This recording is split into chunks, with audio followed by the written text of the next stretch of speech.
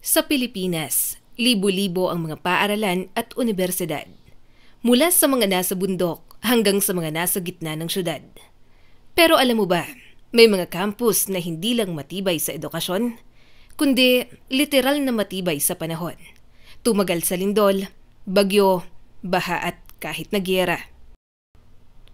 Sa video na ito, talakayin natin ang 10 pinakamatitibay na paaralan o campus sa Pilipinas. Mga institusyong hindi basta-bastang gumuho kahit ilang dekada o siglo na ang lumipas. Kaya mga ka-amazing, simulan na natin. Number 10, Silliman University. Matatagpuan sa Dumaguete City, Negros Oriental. Nagsimula ang Silliman University noong 1901 bilang maliit na paaralan na itinayo ng mga Amerikano. Pero huwag mong maliitin ang mga gusali rito, lalo na ang Silliman Hall, gawa sa matibay na kahoy na galing pa sa bansang Amerika. Nakayanan ng unibersidad ang ilang malalakas na lindol at bagyo sa Visayas. Maging noong World War II, ginamit itong kampo ng mga sundalo at ospital ng mga sugatan. Pagkatapos ng giyera, tumindig muli ang mga gusali. Halos walang pinagbago sa orihinal na disenyo. Hanggang ngayon, matatag pa rin ang Silliman Hall, isang simbolo ng katatagan at edukasyon. Number 9, St. Louis University, Baguio City. Baguio, ang lungsod na laging giniginaw at madalas yumanig sa lindol. Pero kahit ilang lindol na ang dumaan, matatag pa rin ang mga gusali ng St. Louis University o SLU. Itinatag ito noong 1911 ng mga misyonerong Belgian. Ang kanilang pangunahing gusali, A. Bonifacio Street, ay itinayo gamit ang matitibay na bato at semento. May mga haliging kayang tumagal kahit ilang dekada. Noong 1990 Luzon earthquake, marami sa mga gusali ng Baguio ang gumuho. Pero ang SLU campus nakaligtas. Nagkaroon lang ng ilang bitak ngunit nanatiling buo. Sabi nga ng mga estudyante, SLU, solid like us. Number 8, Ateneo de Manila University. Kung tibay ang pag-uusapan, hindi pwedeng mawala ang Ateneo de Manila. Matapos masira ang kanilang lumang campus sa Intramuros noong World War II, itinayo muli ng mga Hisuita ang bagong campus sa Loyola Heights noong 1952. Gamit ang pinakamatibay na materyales ng panahon. Ang mga gusali ng gaya ng Xavier Hall, Costca Hall at Rizal Library ay nakadisenyo para makayanan ang lindol at bagyo. May mga drainage system din na nakakatulong para hindi binabaha kahit sa malakas na ulan. Kaya nga sa loob ng halos 7 dekada, nanatiling matatag ang Ateneo, hindi lang sa academics, kundi pati sa pundasyon. Number 7, University of San Carlos, Cebu City. Ang University of San Carlos o USC ay isa sa pinakamatandang unibersidad sa buong Pilipinas na nagsimula pa noong 1595. Maraming beses na itong nasira at itinayo muli dahil sa mga digmaan at kalamidad, pero laging bumabangon. Ang kanilang mga gusali sa Downtown Campus at Talamban ay gawa sa reinforced concrete na kayang tumagal sa mga magnitude 7 na lindol. Noong 2013 Bohol earthquake, maraming gusali sa Cebu ang nagkaroon ng malaking pinsala. Pero ang USC, minimal lang. Matatag talaga parang mga Carolinian students na hindi sumusuko sa kahit anong hamon. Number 6, Mindanao State University, Marawi City. Isa ito sa mga unibersidad na literal na tumindig sa gitna ng gulo. Ang Mindanao State University o MSU na itinatag noong 1961 ay dumaan sa maraming pagsubok, mula sa mga kaguluhan sa rehiyon hanggang sa pagsabog at giyera sa Marawi. Pero kahit ganon, nanatiling bukas at matatag ang mga pangunahing gusali nito, lalo na ang mga nakatayo sa main campus sa Marawi. Matibay ang mga ito, hindi lang sa bakal at bato, kundi pati sa diwa ng mga estudyanteng Mindanaoan, matatag sa gitna ng unos. Number 5, University of the Philippines, Diliman, Quezon City. Ang Universidad ng Pilipinas, kilala sa tibay ng loob at utak ng mga scholar ng bayan. Pero pati na rin sa tibay ng kanilang campus.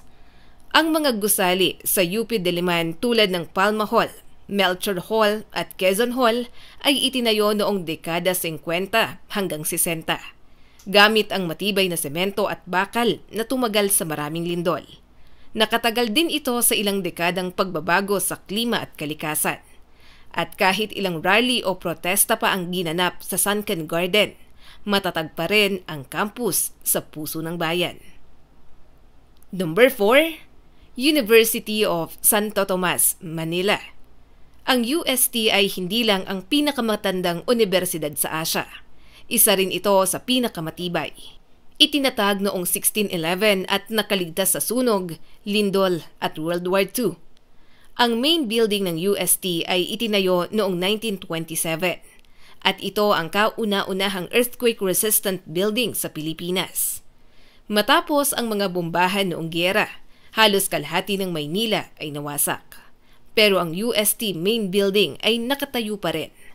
Hanggang ngayon, ginagamit pa ito at isa sa mga pinakakilalang landmark sa bansa. Kaya kung tibay ang usapan, UST ang patunay na once built right, it lasts forever. Number 3, Mapua University, Intramuros, Manila. Sino pa ba ang mas eksperto sa matibay na gusali, kundi ang mga inhinyero? Ang Mapua University, kilala bilang tahanan ng mga future engineers at architects, nakatayo sa Intramuros, isang lugar na madalas bahain at yumanig sa lindol. Ngunit dahil sa advanced engineering design, halos walang malaking pinsala ang campus kahit sa malalakas na lindol. Ang mga building nito ay regularly inspected at reinforced para sa safety ng mga estudyante.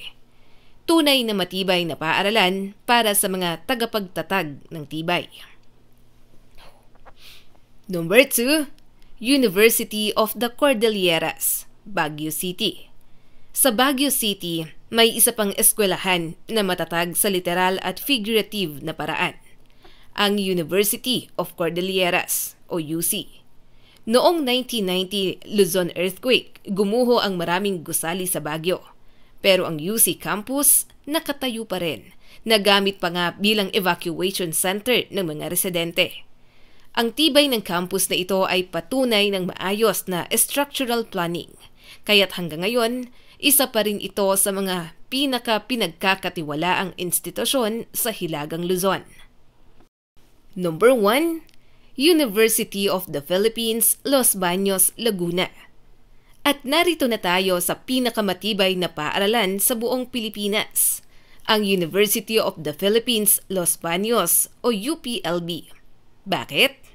Una, dahil nakatayo ito sa paanan ng Mount Makiling, isang lugar na madalas dumanas ng ulan, lindol at baha. Pero kahit ganon, halos lahat ng gusali ng UPLB mula Baker Hall hanggang College of Forestry ay nananatiling matatag sa loob ng higit 100 taon. Ang Baker Hall na ginamit pa bilang detention area noong World War II ay nakatayo pa rin hanggang ngayon. Marami sa mga gusali rito ay itinayo noong 1910s at 1920s. Pero dahil sa mahusay na disenyo at maayos na maintenance, matibay pa rin hanggang ngayon. Sabi nga ng mga taga-UPLB, hindi lang matalino ang taga Los Baños, matatag pa. Sa Pilipinas, hindi lang katalinuhan ang sukatan ng isang paaralan, kundi pati kung gaano ito katibay sa paglipas ng panahon. Ang mga universidad na ito ay hindi lang mga gusali. Sila ay mga simbolo ng katatagan, kaalaman at pag-asa. Bagyo man, lindol o digmaan, nananatili silang matatag. At tulad ng mga estudyanteng araw-araw na naglalakad sa kanilang mga pasilyo, ang tunay na lakas ng paaralan ay nasa pundasyon nitong hindi kailanman bumibigay. Mga ka-amazing, kung nais mo pa ng ganitong klase ng video, huwag kalimutang mag-like and subscribe at pakipindot na rin ang notification bell para updated ka kapag may mga bago tayong video katulad nito.